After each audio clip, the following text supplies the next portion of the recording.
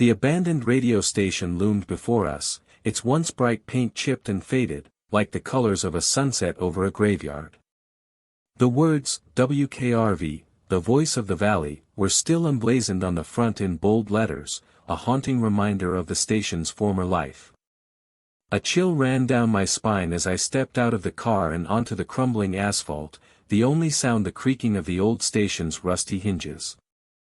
As I approached the entrance, a faint whispering echoed through the deserted streets, making it seem as though the very spirits of the dead were urging me to come inside.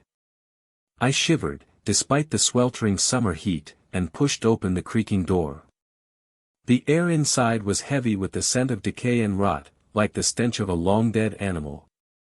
Shadows danced across the walls, like grasping fingers, as I fumbled for my flashlight. The studio was a maze of old equipment and dusty consoles, each one covered in a fine layer of grime and cobwebs. I shone my light around the room, casting eerie shadows on the walls as I searched for any signs of life. The only sound was the distant hum of a generator, and the soft, mournful sigh of a static-filled speaker. It was as though the radio was waiting for me, its voice a whispered promise of horrors to come. As I explored the studio, I stumbled upon an old logbook, filled with cryptic notes and strange symbols. The handwriting was messy and uneven, like that of a madman. I flipped through the pages, my heart racing with every new discovery. Some entries seemed to be broadcasts, while others were just rambling monologues.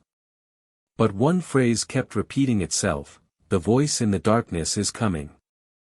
I couldn't shake the feeling that I was being watched, that unseen eyes were trained on me from the shadows. I tried to focus on the logbook, but my mind kept wandering to the strange whispers I'd heard outside. Were they just the wind, or was something more sinister at play? I couldn't help but wonder if the voice in the darkness was more than just a metaphor. As I continued to read, I began to feel a creeping sense of dread. The words on the page seemed to take on a life of their own, like a dark and malevolent presence was seeping into my mind.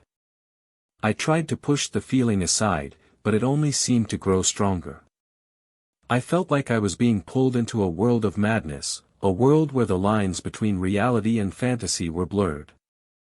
Suddenly, the generator outside died, plunging the studio into darkness. I was trapped, surrounded by the oppressive shadows of the abandoned station. The silence was oppressive, like a physical force pressing down on me. I strained my ears, waiting for any sign of movement, but there was nothing. Just the silence. And then, I heard it. A low, rumbling voice, like thunder on a summer day. It was coming from the speakers, and it seemed to be getting louder by the second. I stumbled backward, my heart racing, as the voice began to speak. It was a low, growling whisper, full of malice and hatred. "Welcome to WKRV," it said. "We've been waiting for you."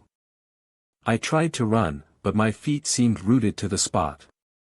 The voice was getting louder, more urgent, and I could feel its malevolent presence closing in around me. I was trapped, and there was no escape. The voice was the only sound in the world, a never-ending barrage of hate and fury. And then, the voice stopped. The silence was deafening, like a physical blow to the head. I was left standing there, frozen in terror, as the darkness seemed to coalesce around me. I was alone, and I was at the mercy of the voice in the darkness. But it was too late. The voice had already taken control. As I turned to flee, I saw my own face staring back at me from the speakers. It was twisted and distorted, like a reflection in a funhouse mirror. And then, the voice spoke again. "You'll never leave this place," it said. "You'll never escape the voice in the darkness."